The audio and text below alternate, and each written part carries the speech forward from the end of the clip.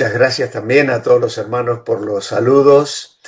La verdad es que estos 2 mesitos, julio y agosto, de paréntesis, se han hecho un poquito largos, tanto en este encuentro de síntesis bíblica, estudio de los lunes, como también en otras clases que tengo a lo largo de la semana y que quedaron aparcadas, claro, porque las vacaciones también vienen bien. Y aunque las vacaciones no fueron 2 meses, por supuesto, pero dado que estamos en plena temporada de verano, creo que todos entendéis que los ritmos cambian, las familias, los encuentros, las salidas, las idas y venidas, y por esa razón no hemos podido tener las clases los días lunes como lo hacíamos habitualmente. Alguien me preguntaba cómo habían ido mis vacaciones y han ido muy bien. Dios nos ha bendecido de una manera extraordinaria. Hemos tomado unos días con mi esposa,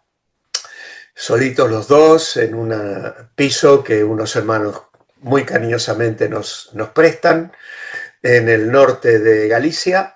Luego se unió mi cuñada y mi cuñado, la hermana de Eli, Wanda, con Luis. Y luego la siguiente semana tuvimos un encuentro de familia en un sitio de campamento. Una cosa realmente que no habíamos hecho antes aquí en España, sí la habíamos hecho una vez en Argentina. Y la verdad que hemos vivido también unos días preciosos con los nietos, con los hijos, con las nueras y con otros familiares no tan directos, pero relacionados todos con la familia. Éramos 30 personas y la verdad que nuestros corazones han rebosado gratitud al Señor. Él ha sido fiel y bueno con nosotros. Muy bien, hermanos, pues vamos a ir adelante. Hoy nos toca mirar Gálatas y la epístola también a los Efesios. Vamos a partir de la página 16 y me he propuesto, para lo que nos queda del Nuevo Testamento, intentar mirar 2 libros por lunes. Quizá en algún momento tengamos que abarcar 3, pero vamos a intentar de ir tranquilos, sin prisa. Mi esposa, que también me escucha, luego me riñe. Tú vas muy rápido, porque lo tienes todo ahí en tu cabeza y la gente no te puede seguir, para. Entonces, bueno, intentaré ir con un poquito más de calma. Y claro, como ya habéis visto, la dinámica del Nuevo Testamento ha sido un poquito diferente a la del Antiguo Testamento. Ahora hay menos lugares en blanco, pero os añado mucha información a la que tenéis en la introducción a cada carta. Aquí en la página 16 de Gálatas, la carta del apóstol Pablo a los Gálatas, tenéis una información que va en paralelo a la que yo os voy a comentar a continuación. La complementa. Pero claro, yo pretendo que toméis vuestros propios apuntes o que luego podáis acceder otra vez a la grabación que queda en YouTube y podáis mirarlo con más detenimiento y de esa manera obtener toda esa información que siempre nos viene muy bien a la hora de leer el texto bíblico y entender por qué se escribieron las cartas, las situaciones de las iglesias a las que llegaron, y todo eso nos ayuda también a poder aplicarlo a nuestra vida en una forma más práctica. Pero antes de entrar y de compartir la pantalla, vamos a buscar al Señor en oración, porque necesitamos siempre su ayuda. Vamos a orar. Padre, queremos darte gracias con todo nuestro corazón por poder reencontrarnos otra vez para seguir adelante, leyendo tu palabra, meditándola, estudiándola, aprendiendo de ella, Señor. Tenemos sed de ti, sed de ella, es miel en nuestro paladar. Nos sacia, nos alimenta, es la leche que nos nutre, Señor, y que nos permite crecer en la gracia y el conocimiento de Dios. Danos tu auxilio a través del Espíritu Santo para entender el contenido de estas 2 cartas en las que hoy vamos a meditar. Oramos agradecidos a ti en el nombre del Señor Jesucristo. Amén. Muy bien, voy entonces a compartir la pantalla. Vamos a poner también aquí el sonido para que no me quede atrás. Y aquí tenemos entonces la presentación de nuestra charla de hoy. La carta de Pablo a los Gálatas y algunas notas preliminares. Primeramente, en relación al trasfondo de la carta. La antigua Galia la poblaban tribus guerreras que migraron a través de Europa al Asia Menor varios siglos antes de Cristo. Fundaron una nación llamada Galacia, que quiere decir país de los galos. Hay quienes sugieren que fue unos pueblos del sur de Francia que emigraron y que se asentaron en esa zona asiática para construir allí una serie de ciudades. Como un cuarto de siglo antes de que Cristo naciera, los romanos hicieron de esa zona de Galacia una parte de una de sus provincias más grandes y llamaron Galacia a toda aquella área. En otras palabras, cuando se hablaba de Galacia en los días de Pablo, había que especificar si la referencia era a la pequeña nación de Galacia o a la provincia romana entera. El problema es parecido al que enfrentamos cuando en nuestros días alguien dice, me voy a Nueva York. ¿Va al estado de Nueva York o a la ciudad de Nueva York?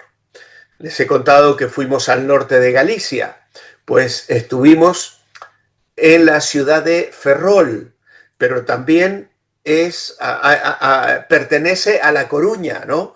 Entonces, hay allí a veces Pontevedra. Vas a Pontevedra, aquí cerquita de donde nosotros vivimos, y una es la ciudad de Pontevedra y otra es la provincia de Pontevedra. Bueu, donde nosotros vivimos, Cangas, donde está la iglesia Revive, pertenece a la provincia de Pontevedra, pero hay una ciudad concreta que se llama así específicamente. Ahora, este problema se presenta cuando estudiamos la epístola a los Gálatas. ¿A quién le escribió esta poderosa carta? ¿A las iglesias en la nación de Galacia o a las iglesias en la provincia romana de Galacia? Hay generalmente mapas que tenemos en las partes de atrás de nuestras Biblias, y allí, cuando miramos el que corresponde al mundo apostólico, podemos encontrarnos precisamente esta referencia, pero yo luego os voy a poner un mapa también para que nos podamos ubicar. La mayoría de los eruditos bíblicos de hoy creen que Pablo escribió a las iglesias de las provincias porque él las fundó en su primer viaje.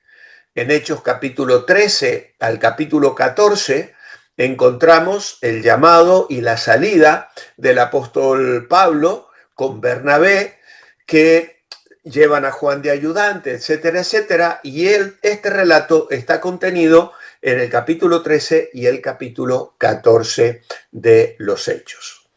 Allí él trabaja, funda estas iglesias y entonces él les está escribiendo. Creemos que mayormente a los cristianos de Iconio, de Listra y de Derbe. Claro, cuando mencionamos estas ciudades, creo que si hemos leído el libro de Hechos, estamos más familiarizados con estos nombres. Si esto es verdad, entonces quiere decir que Gálatas fue la primera de las epístolas de Pablo, probando que Pablo presentó con claridad el Evangelio de la gracia de Dios, tanto al comienzo de su ministerio como al final. Así que os voy a poner ahora un mapa donde veis allí en distintos colores lo que era el Imperio Romano en aquel entonces, y aquí tenemos en un color algo diferente, violeta, una zona llamada Galacia. allí está lo que hoy se conoce como Ankara de Turquía, ¿eh?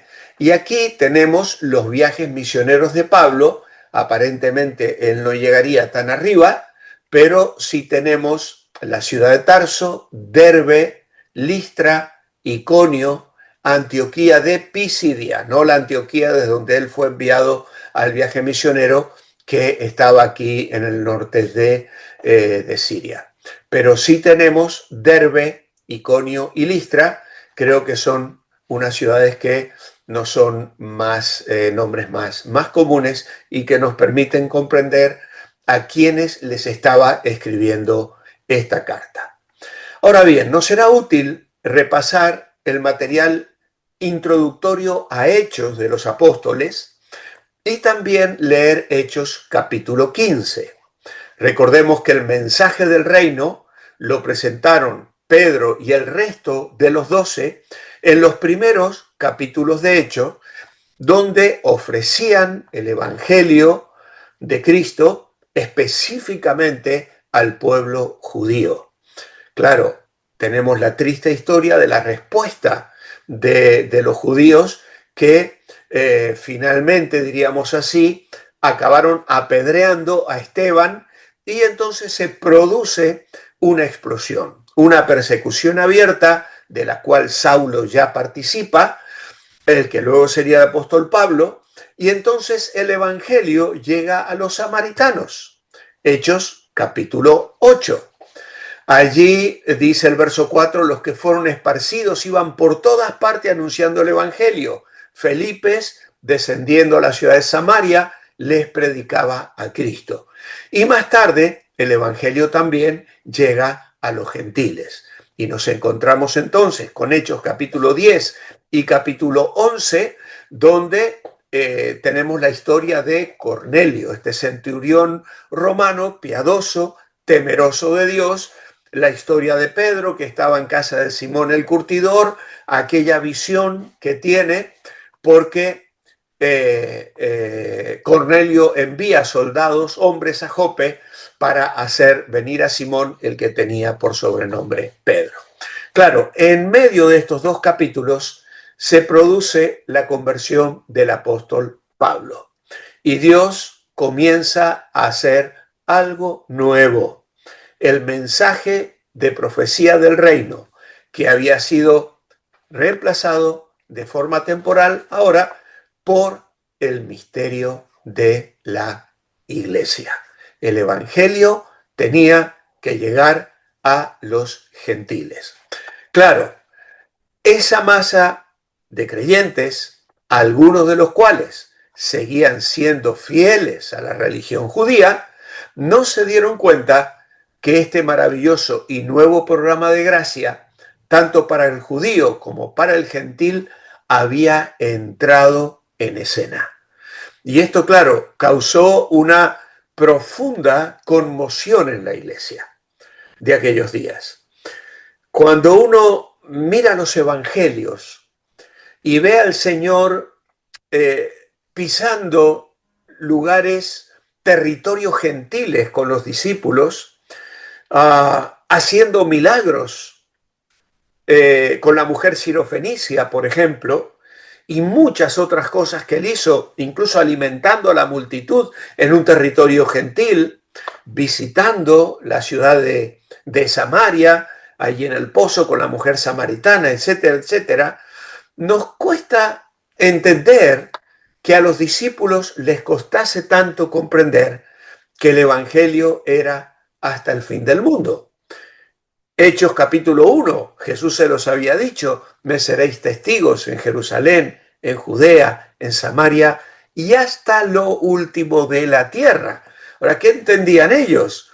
Que ese era un mensaje exclusivo para el pueblo judío, para el pueblo de Dios, para el Israel, incluso que estaba esparcido por todo el territorio del Imperio Romano e incluso más allá, en el norte de África, etcétera, etcétera.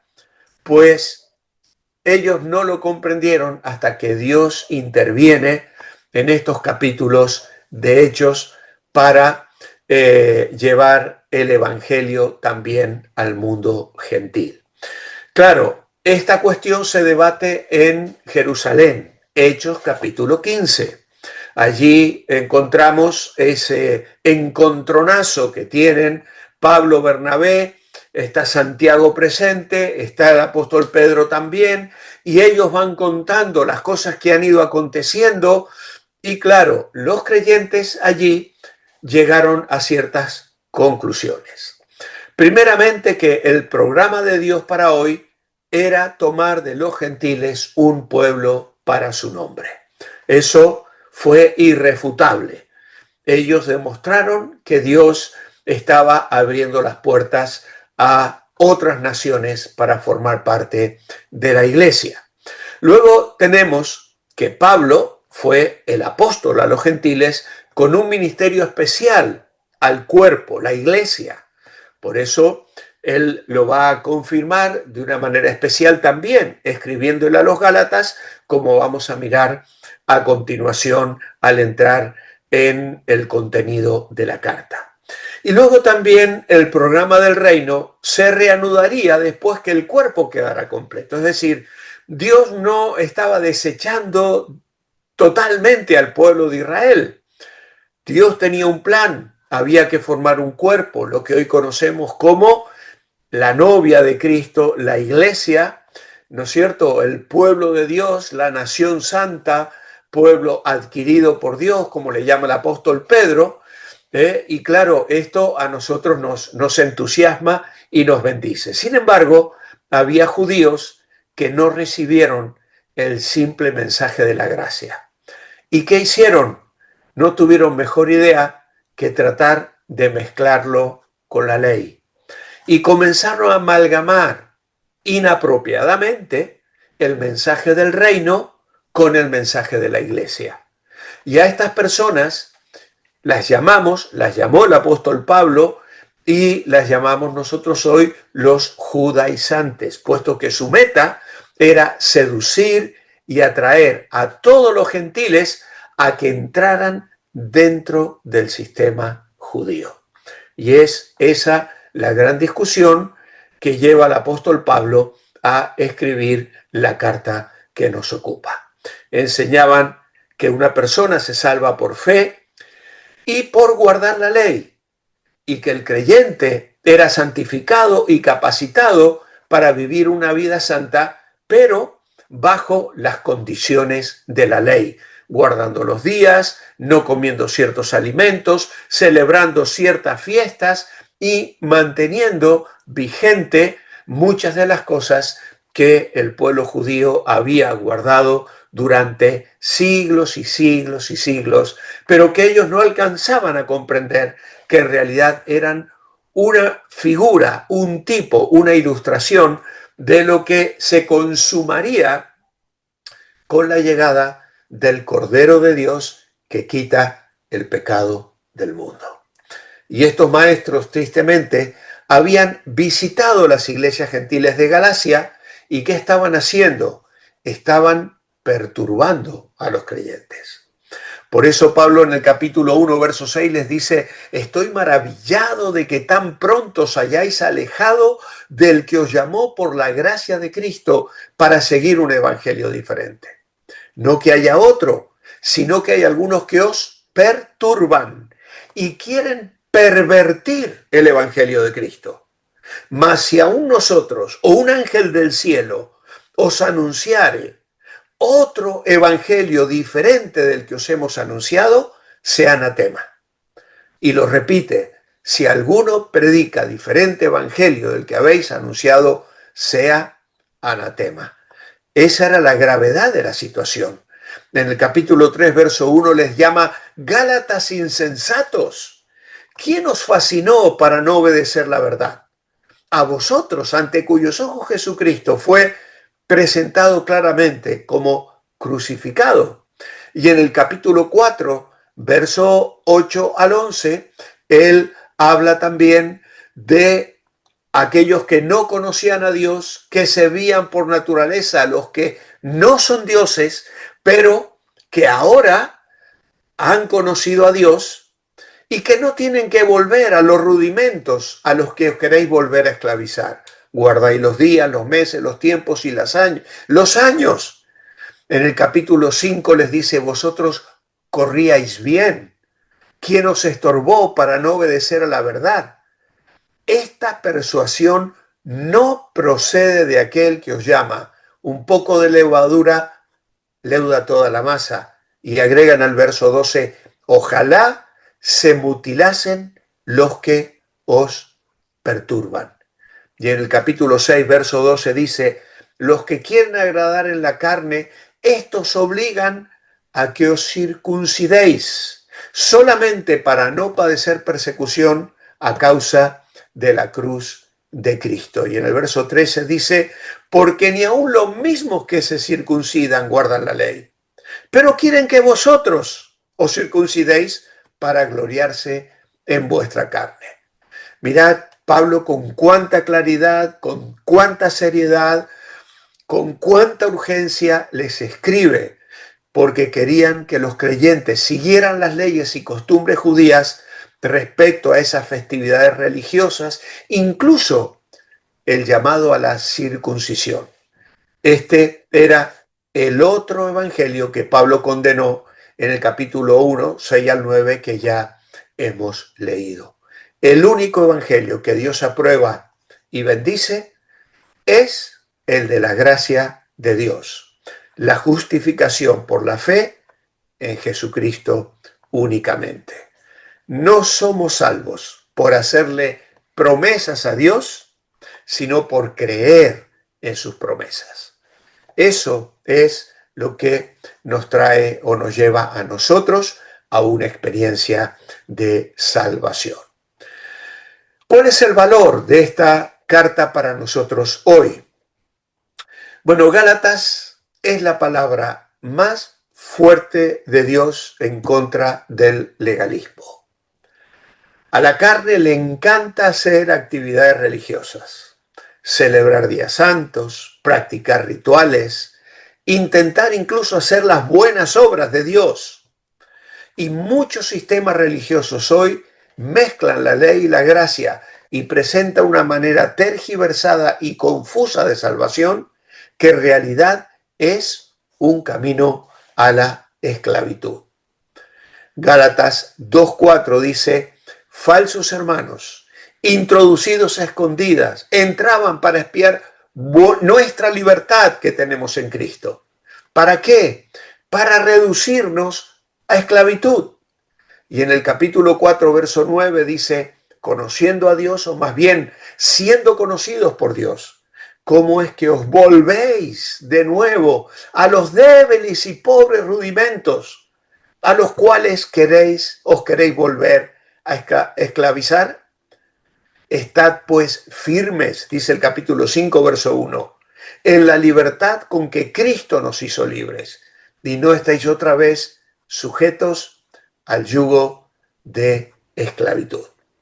Así que, hermanos, guardar el sábado, leyes dietéticas, un sacerdocio terrenal, días santos, obedecer reglas, todo esto se barre en Gálatas y se reemplaza por la gloriosa libertad que el creyente tiene por la fe en Cristo. Esta es una carta muy importante. En la introducción que tenéis allí, pues agregamos algunas informaciones que son interesantes también. Hay quienes sugieren que esta carta se escribió antes del concilio de Jerusalén de Hechos capítulo 15, porque estos problemas aparentemente quedaron resueltos de una manera muy contundente con los temas que se trataron allí, con la carta que Pablo y Silas debieron llevar a las iglesias, especialmente a las iglesias gentiles. Hay quienes sugieren que la carta se escribió antes porque llama la atención que Pablo no haga mención a las resoluciones de ese concilio. Por lo tanto, puede ser realmente que el apóstol Pablo lo haya escrito antes. Y en ese caso deberíamos concluir que Gálatas es la primera carta del Nuevo Testamento que fue escrita.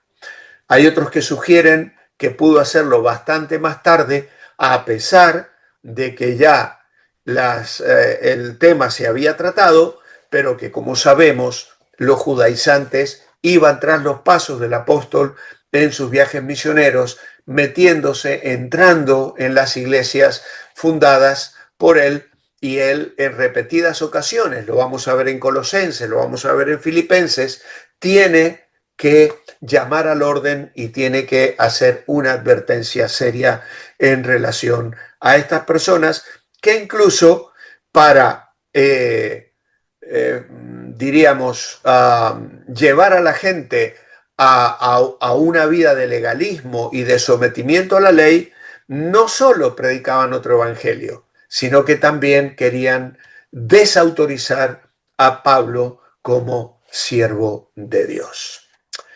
Muy bien, el cuadro que tenéis allí para completar.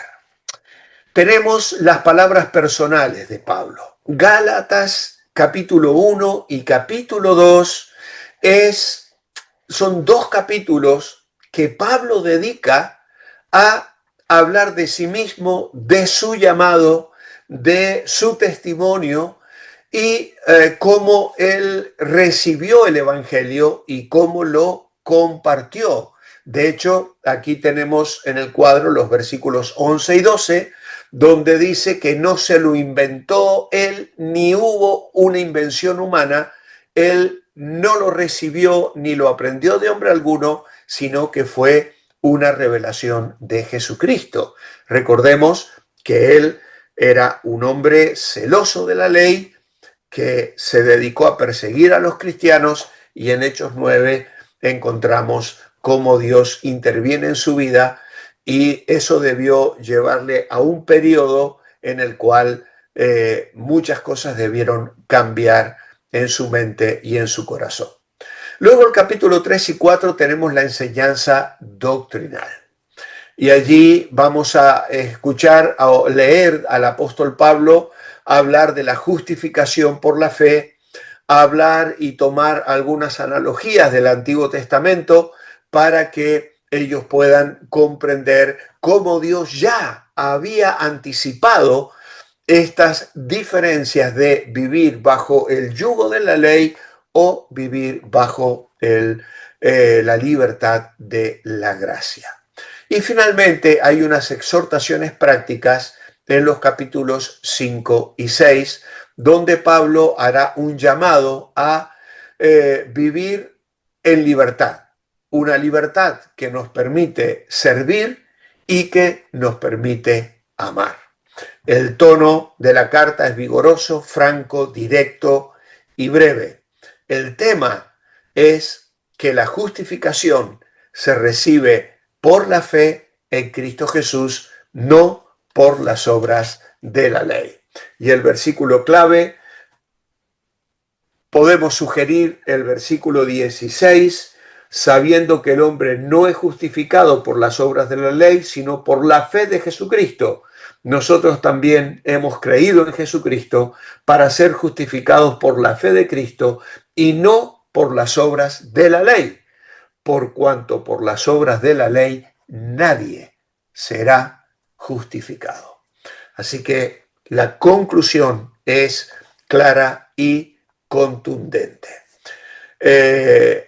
Vemos obviamente a Cristo en Gálatas, como en cada libro del Nuevo Testamento y en cada libro de la Biblia, y en este caso le vemos como la fuente y el poder de la vida nueva del creyente, y es el heredero de las promesas hechas a Abraham. Los textos de Gálatas 2:20, que no he mencionado: con Cristo estoy juntamente crucificado, y ya no vivo yo, mas vive Cristo en mí. Y lo que era vivo en la carne, lo vivo en la fe del Hijo de Dios. Un texto también importantísimo y que nos enseña muchísimo acerca de la vida cristiana, ¿Qué más podríamos decir de Gálatas capítulo 5, donde él compara las obras de la carne con el fruto del Espíritu? Hay unos pasajes, unos textos bíblicos en esta preciosa carta que realmente la hacen imprescindible y muy necesaria, a pesar de ser muy densa, porque es cierto que Pablo profundiza y toca temas que no siempre están al alcance de cualquiera y necesitamos ayuda, comentarios, personas que nos aclaren algunas cosas que el apóstol Pablo trata aquí, porque tristemente hay algunas tendencias doctrinales erradas que malinterpretan este libro tan extraordinario, esta carta tan extraordinaria, para llevar a las personas por un camino de legalismo que les priva de vivir la vida cristiana en libertad. ¿Por qué es tan importante Gálatas? Antes del Concilio de Jerusalén, que se llevó a cabo en el 49 después de Cristo, la carta de Pablo habló palabras de sabiduría y claridad en la primera controversia real que asoló a la Iglesia en sus años iniciales, la relación entre los judíos cristianos y los gentiles cristianos. Bueno, como veis, aquí se asume que esta es la primera de las cartas que Pablo escribió. Personalmente, yo me inclino también a esta idea, que es la primera de las cartas y que incluso Pablo la escribe antes de que el tema se convoque en aquella controversia que se libró y que está contenida en Hechos capítulo 15. El tono agresivo de Pablo muestra cuán importante era para él que los miembros de la iglesia adoptaran la unidad en Cristo, sin considerar sus diferencias raciales. Somos uno en el Señor. Dios de ambos pueblos hizo uno solo. Una verdad que va a repetir también de una manera muy clara y poderosa en la siguiente epístola, en la carta a los Efesios. Para él, este no era un asunto menor. Pablo hasta llegó a acusar a los Gálatas de haberse alejado de Dios y de la buena noticia y de haber hecho un giro hacia un evangelio contrario al que habían recibido de él. De hecho, en algún lugar les dice: los que por la ley os justificáis, de la gracia habéis caído. Terrible, tremenda condición de volver. Esta idea de volver a las dinámicas de la vida hebrea, del templo, del sacerdocio y de todo lo que conllevaba este tipo de religiosidad que envolvía, es también un tema que luego veremos en los hebreos, porque la carta a los hebreos también nos vale muchísimo para aclarar algunas de las cosas que se tratan aquí también en esta carta. ¿Cuál es la idea central? Cuando los Gálatas se alejaron tan rápido del evangelio de la gracia que les había predicado, también dejaron en evidencia su falta de respeto a la autoridad de Pablo como apóstol. Por lo tanto, él inicia la carta a los Gálatas dedicando 2 capítulos a la defensa de su apostolado. Recién en el 3er capítulo comienza a dedicarse al meollo del error de ellos, es decir, que los Gálatas buscaban ser justificados por la ley. En contraste, Pablo argumenta que la justificación llega a las personas por la fe en Jesucristo y no por las obras que ellos pudieran hacer bajo la ley. Parte del problema que los Gálatas enfrentaban fue hecho explícito por los judaizantes. Estos falsos maestros sugerían que vivir por gracia y en libertad significaba vivir una vida sin ley y por lo tanto una vida degenerada, pecaminosa, ajena a la santidad de Dios.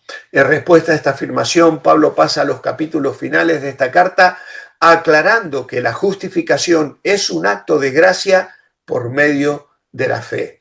No tiene que resultar en un estilo de vida pecaminoso, de ninguna manera. Debido a que los cristianos hemos sido liberados de la esclavitud a nuestra naturaleza pecaminosa, ahora tenemos abierto el camino de la santidad. Realmente una situación maravillosa. Los cristianos somos llamados a vivir en comunión y en santidad, lejos del pecado, y el hecho de que no nos sometamos a reglas y a todo lo que la ley imponía no significa que no vivamos agradando a Dios. Así que un repaso rápido para dejar ya Gálatas. Como tema, uno puede ser justificado solo por la fe en Cristo. No hay otra manera de justificación. Escrito por Pablo a la iglesia de Galacia entre el 49 y el 57. Abrimos aquí el paraguas un poquito más, porque hay quienes lo ponen después del Concilio de Jerusalén y lo ubican años más tarde. Nosotros, mi idea es que fue de las primeras. El mapa, pues ya lo hemos visto, Galacia, posible ubicación. Aquí abajo estaban esas tres ciudades que no son más conocidas. En cuanto a la cronología, pues otra vez tenemos entonces el Concilio de Jerusalén y esta cronología que no la hago yo, sino que la quito de mi biblioteca digital, pues la coloca aquí bastante después del Concilio de Jerusalén, aunque pone entre el 49 y el 57, ¿vale? Así que Pablo realiza su segundo viaje misionero, luego el tercer viaje, luego es arrestado y finalmente encontramos el viaje a Roma, y esta cronología la vamos a estar repitiendo con distintas frases, pero son los mismos años porque especialmente mientras estudiemos las epístolas del apóstol Pablo, la vamos a remarcar. Un bosquejo muy sencillo es este. Pablo defiende su apostolado, capítulo 1 y 2. Pablo defiende su evangelio, capítulos 3 y 4. Y luego hay una aplicación práctica entre el capítulo 4, verso 8, al final del capítulo 6, versículo 18, que es el final de la carta. Así que de esta manera entonces nos despedimos de esta epístola a que le tenemos mucho respeto. No suele ser una de las epístolas que más estudiemos en las iglesias, precisamente porque trata este tipo de temas que a veces nos parecen incluso un poco incómodos o no tan necesarios, pero como hemos dicho, Gálatas contiene párrafos verdaderamente maravillosos y de aplicación práctica, como tiene que ver el capítulo 5 y 6 que ya hemos señalado. Pasamos entonces en estos últimos 20 minutos a la carta a los Efesios. Entramos en el tema de las epístolas de la prisión, que ya hemos estudiado también hace algunos lunes atrás, y hemos compartido hermosos momentos estudiando estas cartas de la prisión. Primeramente vamos a hablar de la ciudad. Éfeso era una de las grandes ciudades del Asia Menor, una capital romana, centro de adoración de la diosa Diana y un rico centro comercial ubicado en una amplia bahía que invitaba al comercio mundial. Así que se encontraba allí el templo de Diana, una de las 7 maravillas del mundo antiguo, y se guardaba celosamente la adoración a esta diosa, como luego se relata en Hechos 19, donde se produce un motín contra Pablo y contra el Evangelio. Éfeso era la principal ciudad de esa área, de modo que no sorprende que Pablo se haya quedado allí 3 años. Hechos capítulo 20, versículos 20 y 31 dice: por tanto, velad acordándoos que por 3 años, de noche y de día, no he cesado de amonestar con lágrimas a cada uno de vosotros. Desde esa ciudad el evangelio se expandió por toda Asia. Dice Hechos 19:10, así continuó Pablo por espacio de 2 años, de manera que todos los que habitaban en Asia, judíos y griegos, oyeron la palabra del Señor Jesús. Impresionante la forma en que Pablo trabajó y cómo expandió el mensaje del Evangelio por todas aquellas regiones durante sus 3 años allí. Pablo visitó la iglesia brevemente a Éfeso en su segundo viaje, dejando allí a sus ayudantes muy conocidos, matrimonio Priscila y Aquila. Regresó a Éfeso en su tercer viaje y permaneció allí 3 años, cosa que acabamos de leer en Hechos 20, cuando él manda a llamar a los ancianos de Éfeso desde Mileto y se despide de ellos en la playa, despidiéndose con mucho llanto porque él les dijo que nunca más volverían a ver su rostro. Y allí él hace esta mención: por 3 años os he amonestado. Empezó su ministerio en la sinagoga judía hasta que sus compatriotas rechazaron el mensaje, y entonces se fue a la escuela de un profesor llamado Tirano, Hechos 19:9, y predicó y enseñó durante 2 años aproximadamente. Su ministerio tuvo un tremendo efecto en la ciudad. Los que practicaban la brujería se convirtieron a Cristo y quemaron los libros de conjuros mágicos.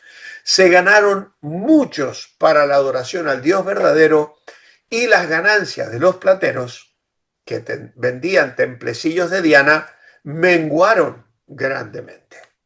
Así que aquí podemos ver cómo la clara enseñanza de Pablo y su predicación de la palabra de Dios enardeció de tal manera a estas personas que se volvieron enemigas de Pablo y se produjo un motín que obligó a Pablo a salir de la ciudad. Como hemos señalado más tarde en Hechos 20, Pablo se reúne con los ancianos de Éfeso mientras va de camino a Jerusalén.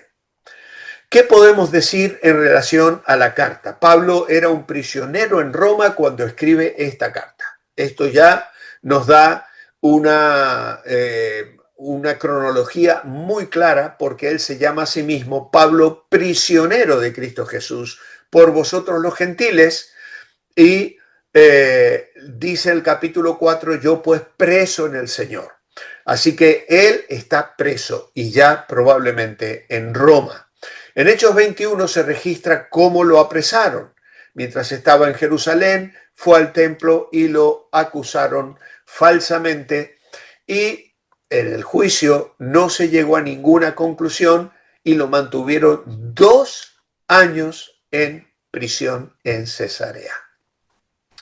Uno lo lee muy rápido en Hechos 21 a 26 y uno piensa, ¿no? Vaya, que Dios haya permitido que este hombre, su adalid, que no tenía otra pasión que proclamar el Evangelio y ganar al mundo para Cristo, estuviese encerrado en una cárcel a expensas de las conspiraciones judías y de los políticos de turno romanos que esperaban que Pablo les sobornara para dejarle en libertad. Cuando Pablo apeló por un juicio ante el emperador, fue enviado a Roma, cosa que está relatada en Hechos 27 y 28.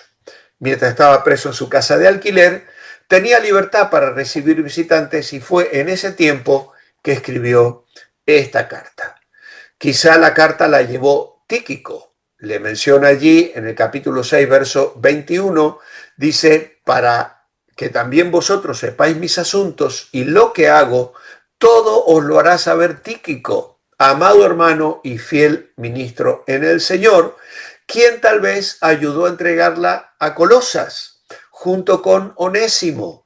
Claro, nos lleva a Gálatas 4, porque ahí se le vuelve a mencionar a Tíquico, amado hermano, fiel ministro, consiervo, que he enviado a vosotros para que conozca lo que a vosotros se refieren, y allí menciona con Onésimo, amado y fiel hermano, que es uno de vosotros. Todo lo que acá pasa os lo harán saber. A pesar de que la carta está dirigida a la iglesia en Éfeso, hay razones fuertes, muy sólidas, para creer que en realidad fue una carta circular, que alcanzó a muchas iglesias del Asia Menor. Podemos notar, por ejemplo, que la carta se refiere a la verdad de la iglesia en general. No trata problemas puntuales como los que analiza cuando escribe la carta a los Corintios o la carta a los tesalonicenses. Hay menciones muy concretas de situaciones particulares que las iglesias estaban viviendo y Pablo les escribe, pero en Efesios ya no encontramos esto. Por eso hay muchos, incluso por algunos antiguos manuscritos, que entienden que en el primer versículo, cuando dice a los santos y fieles en Cristo Jesús que están en Éfeso, esa frase que están en Éfeso no aparece en esos manuscritos. Es un argumento, nada más. ¿Vale? En todo sentido, Efesios es la expresión más grande de Pablo sobre la iglesia. Nos enseña aquí lo que es la iglesia para Dios y lo que debe ser en la práctica a los ojos de los hombres. El tema de Pablo es Cristo y su iglesia, el eterno plan de Dios para reunir todas las cosas en Cristo Jesús. La carta a los Efesios es una carta que se estudia muchísimo en las iglesias hoy y que frecuentemente tenemos que volver a ella, porque allí vemos la organización del organismo viviente que es la iglesia de Cristo en su expresión local. Y allí vamos a encontrar consejos, argumentos y palabra de Dios poderosa para la vida de cada iglesia. La carta empieza con la eternidad del pasado y nos lleva a la eternidad del futuro. Vemos al creyente sentado en lugares celestiales, pero también andando con Cristo en la tierra y luchando contra Satanás. Si bien Efesios no nos dice todo lo que Dios quiere que sepamos en cuanto a la iglesia, porque hay muchas cosas que aprendemos de Corintios, de Romanos, de Colosenses, incluso de las cartas pastorales a Timoteo y a los tesalonicenses, sí que hay aquí una importante información que acerca de la iglesia que no vamos a encontrar en otra parte de la Biblia. Y también, por supuesto, en cuanto a la vida cristiana. Es interesante comparar la descripción en Hechos 20 del ministerio de Pablo en Éfeso con las doctrinas enseñadas en la epístola a los Efesios. La forma en que Pablo habla pastoralmente en Hechos capítulo 20 es verdaderamente extraordinaria y nos muestra el trabajo de un pastor, de un líder que enseña, que comunica, que equipa, que desarrolla los dones espirituales, que alienta a los cristianos a involucrarse, a cumplir su función específica en el ámbito de la iglesia local donde el Señor les ha colocado para servirle a Él. La iglesia en Efesios. En las cartas de la prisión, Efesios, Filipenses, Colosenses, Pablo se refiere a la iglesia en general como el cuerpo de Cristo, la esposa y el templo. En las epístolas pastorales, como Timoteo y Tito, analiza a la iglesia sirviendo a Cristo como un cuerpo local. Ahora, ambos énfasis son necesarios para un ministerio equilibrado. Sin duda, Dios ve todo el cuerpo con Cristo como la cabeza, pero en lo que se refiere al ministerio, Él obra mediante iglesias locales en diferentes lugares. La Iglesia Universal, el cuerpo de Cristo, en el cual el creyente es bautizado por el Espíritu, es un concepto válido, pero el concepto de Iglesia Universal no sustituye a la acción de la Iglesia local. ¿Por qué no la sustituye? Porque la Iglesia Universal nunca envió un misionero. La Iglesia Universal no construyó un hospital. La Iglesia Universal no celebró la Cena del Señor ni ayudó a una familia necesitada. Es en la iglesia local donde más vemos el énfasis en el Nuevo Testamento. Pero el ministerio de la iglesia local será más fuerte si los miembros de esa iglesia local se dan cuenta de que tienen una posición en el cuerpo de Cristo, en la iglesia universal, de la cual todos formamos parte. Separados por miles y miles y miles de kilómetros, formamos parte de un mismo cuerpo, la Iglesia Universal. Muy bien, el cuadro y bosquejo de la carta a los Efesios. Primeramente, tenemos, luego de una breve introducción en esos primeros 2 versículos, nuestra posición en Cristo.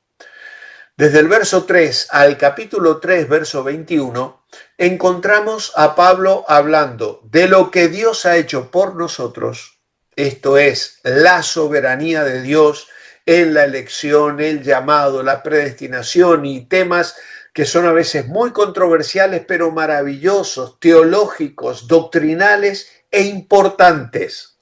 Luego también lo que Cristo ha hecho en nosotros. ¿Quién no se ha detenido a enfatizar Efesios capítulo 2, donde habla de la gracia, ¿no? Por gracia sois salvos, por medio de la fe, esto no de vosotros.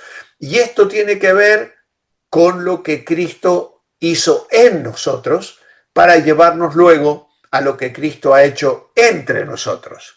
Porque luego en el capítulo 2, 11 al 3, 21, hará un énfasis en la reconciliación de ambos pueblos, judíos y gentiles, se ha conformado un solo pueblo. ¡Qué maravilloso!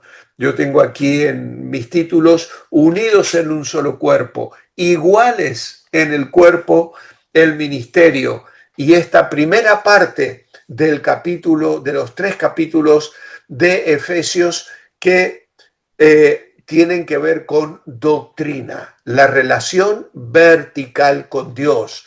Dios nos amó, nos eligió en Cristo y estas son declaraciones de las verdades celestiales de los logros de Dios.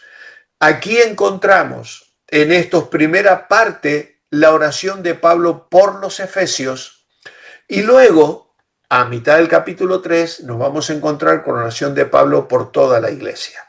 Hay 2 oraciones muy específicas en la carta a los Efesios, que ya lo hemos mencionado en otra ocasión, pero la primera oración es para que sepáis y nos da toda una información de cosas que no las sabríamos, porque el Espíritu las reveló, cosas que han pasado en el ámbito de lo celestial, del corazón de Dios.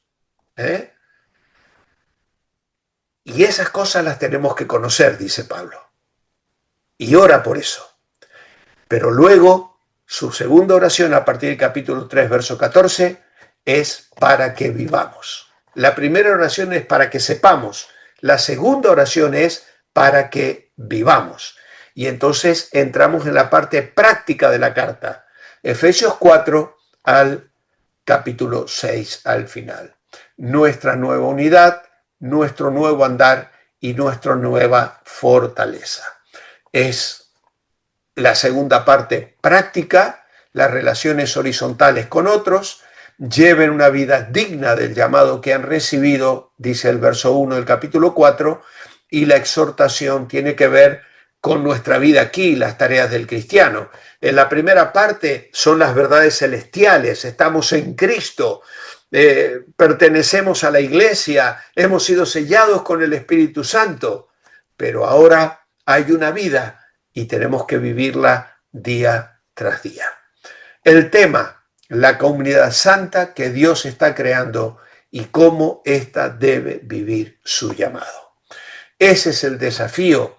Hay aquí unos versículos claves que señalamos, capítulo 1, 9 y 10 y capítulo 4, 1 al 3, que podéis leer luego con detenimiento. Y finalmente hay una despedida, una conclusión en el capítulo 6, versos 21 al 24. Cristo en esta carta es la fuente de toda bendición espiritual, la piedra angular de la iglesia y el estándar de madurez espiritual. Porque el capítulo 4 dice que ya no tenemos que ser niños fluctuantes, tenemos que alcanzar la medida de la estatura de la plenitud de Cristo. Ese es nuestro desafío, es el llamado que tenemos hoy a vivir para la gloria de Dios.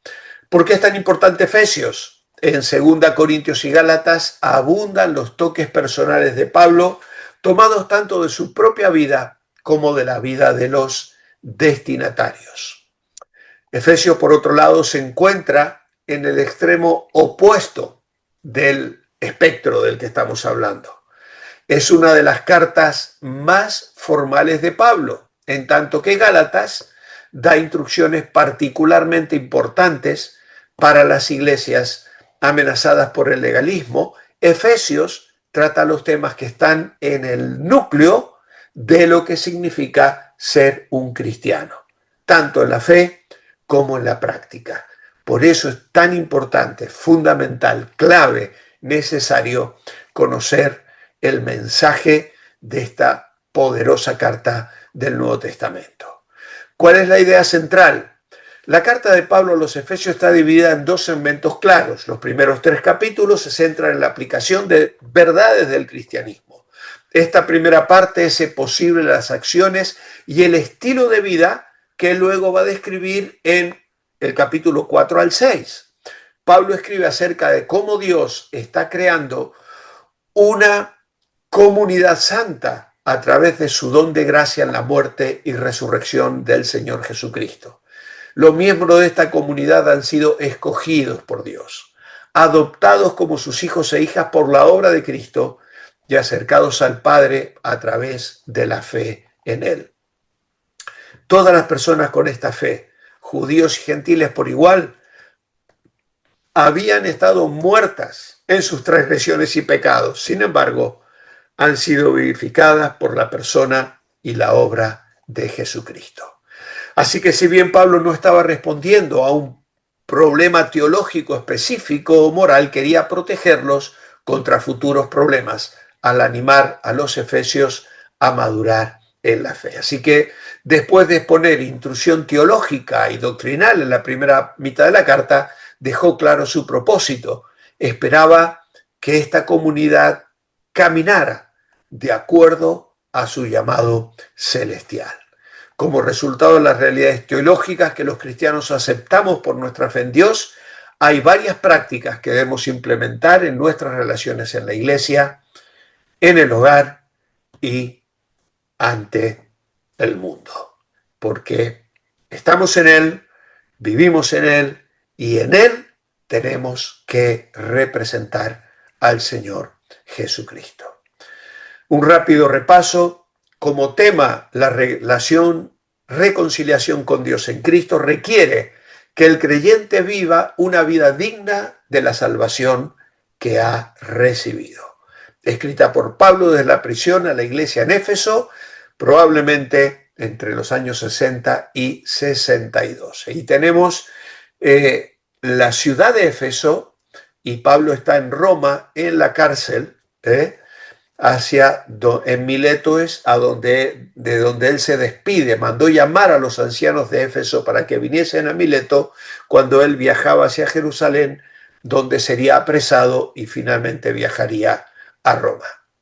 La cronología, como he dicho, es la misma. Pablo realiza su primer viaje, visita Éfeso en su segundo viaje misionero, ministra en su tercer viaje misionero durante 3 años, luego es arrestado en Jerusalén, finalmente viaja a Roma y desde allí escribe esta carta preciosa y fundamental.